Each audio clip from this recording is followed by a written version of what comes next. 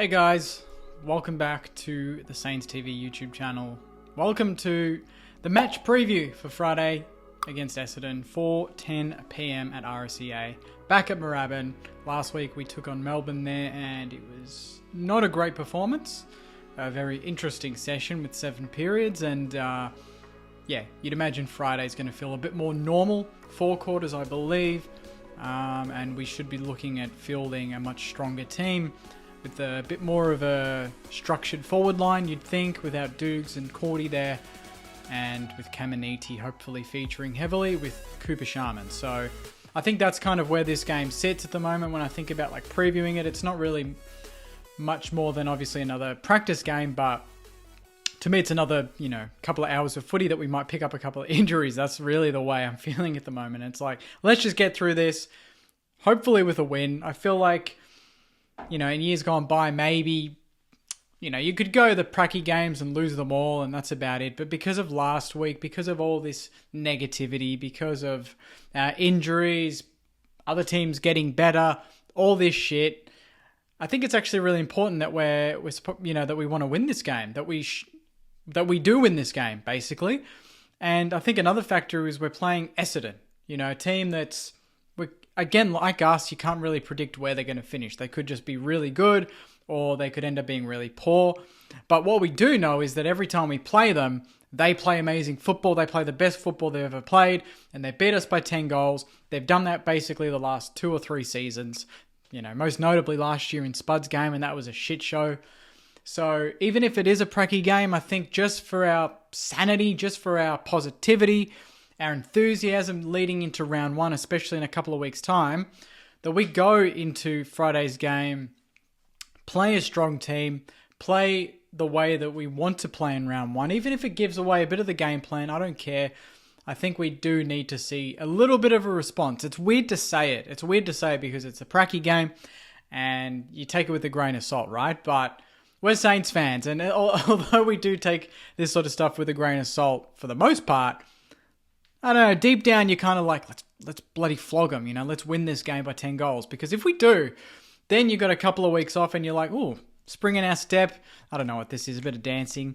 You got your spring in your step and you're like 2 weeks away, round 1, and then you got Sunday Arva against Freo in Melbourne, hopefully a decent crowd, a big game against a team that's supposed to be in the top 8, and they're the sort of teams that we should be looking at and going, well, if we're a chance of sneaking finals, we need to be beating teams like Fremantle, especially when they're in our backyard at Marvel Stadium. So that's 2 weeks, 3 weeks away, right? But for Friday, I just want to see just some chemistry, some fast football, but also I want to see goals. I want to see a forward structure that I can look at and go, that's decent. I want to see Caminiti in the square, and I want to see Sharman roaming like Membry. Caminiti is the king replacement, and Sharman to me is the Membry replacement. I don't want to see Cordy or Dukes there. I want to see them rotate in the backline, see how that goes. I want to see Brad Hill on a wing, and that's it. Naz at half back. I think there's certain players we know where they're going to play in round 1. But then there's, Ben Pattons and even Jimmy Webster's, these sort of guys that you're like, where do they play? Dan Butler and Jack Higgins. From some reports, their performance last week was not well received. It was pretty poor, in their performance, and I think they do stem off having height in the forward line. So whether we go with, I don't know if Tom Campbell will be back, but congrats to him and his missus for having a baby. That's why he didn't play last week, so I don't know if he'll be back this week. Max Heath as well, I thought put in, a fair few hard yards last week.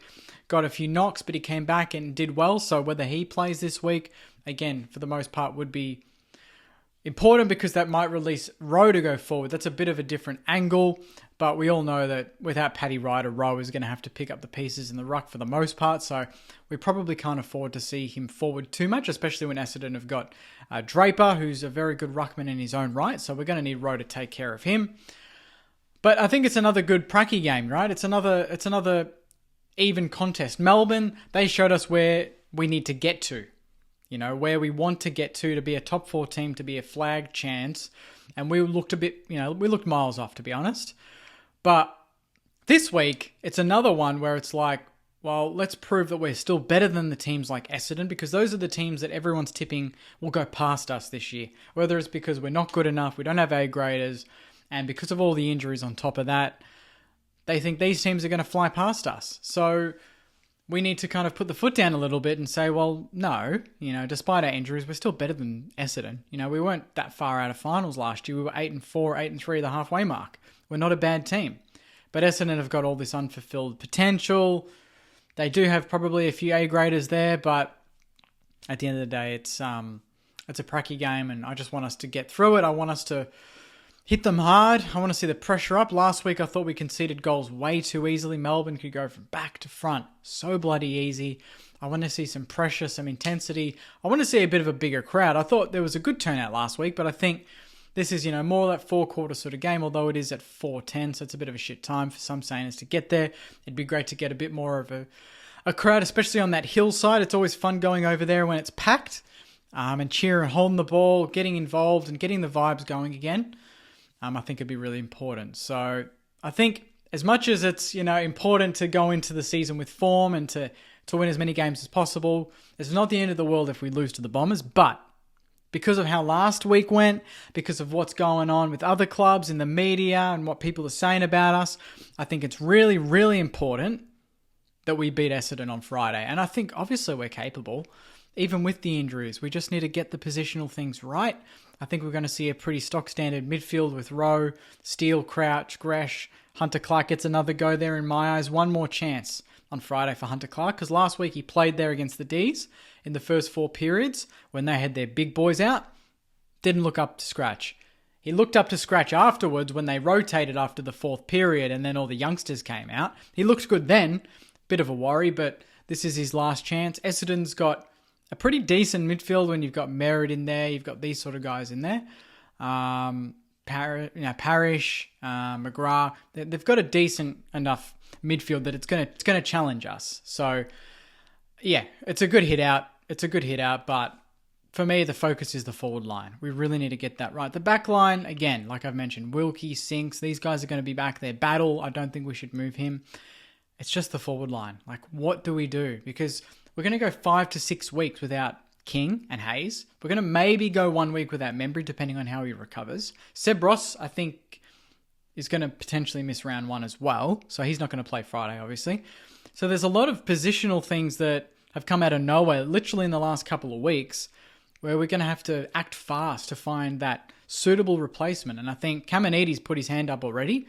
I think we'll see him at full forward on Friday.